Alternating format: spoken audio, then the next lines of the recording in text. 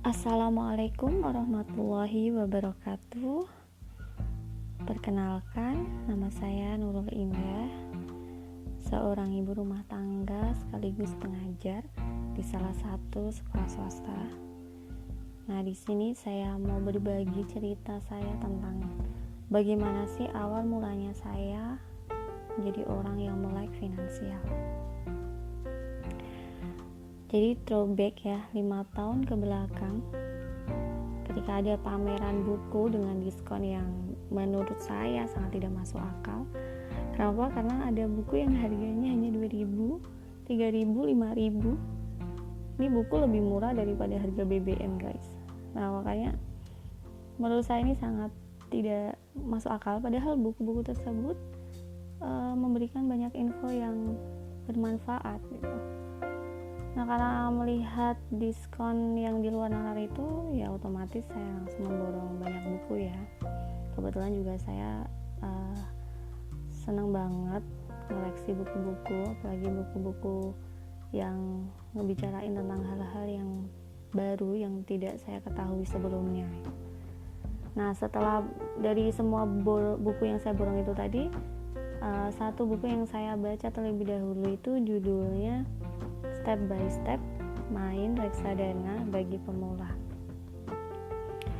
Kalau dari judulnya sih ya bisa ditebak ya, kira-kira apa sih yang akan dikupas tuntas dari buku tersebut. Ya tentu tentang reksadana ya.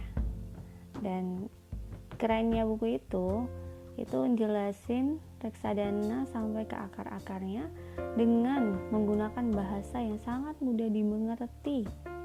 Apalagi bagi orang awam seperti saya yang sama sekali nggak ngerti istilah-istilah ekonomi, keuangan, atau investasi. Nah, jadi buku tersebut itu jadi buku yang mengantarkan saya pada level untuk melek finansial. Mengantarkan saya juga untuk mengenal dunia investasi. Semenjak itu, setelah baca buku itu selesai tamat, gak ada 1 minggu udah tamat. Kenapa? Karena ya tadi penyampaiannya mudah difahami, contoh-contoh yang diberikan juga sangat berkaitan dengan keseharian gitu. Jadi pengen segera diselesaikan supaya bisa langsung dipraktekkan. Nah, itu setelah tahu buku itu ya saya langsung mencari banyak literasi tentang bagaimana sih ngelola keuangan yang benar. Terus ketemulah ternyata kita harus ada financial check up nih, bukan cuma badan doang yang dicek kesehatannya, tapi keuangan kita juga perlu dicek gitu. Apakah ada hutang, ada cicilan, terus bagaimana cara mengatasinya, seperti itu.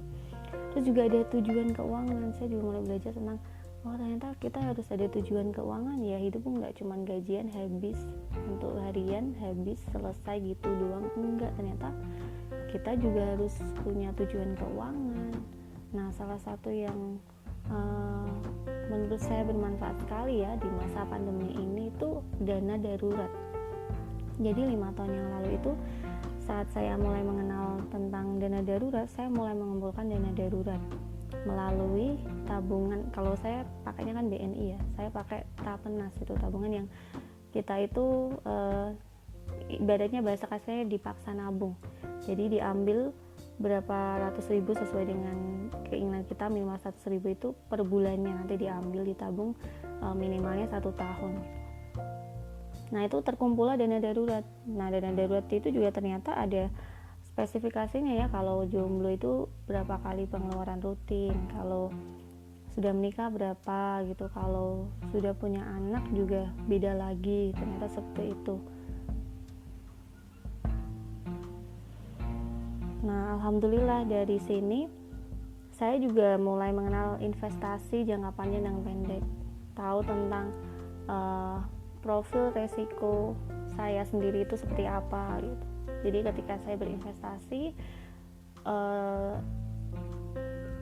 apa sih yang harus saya pilih, apakah reksadana pasar uang atau reksadana campuran atau saham gitu, disesuaikan dengan profil risiko saya.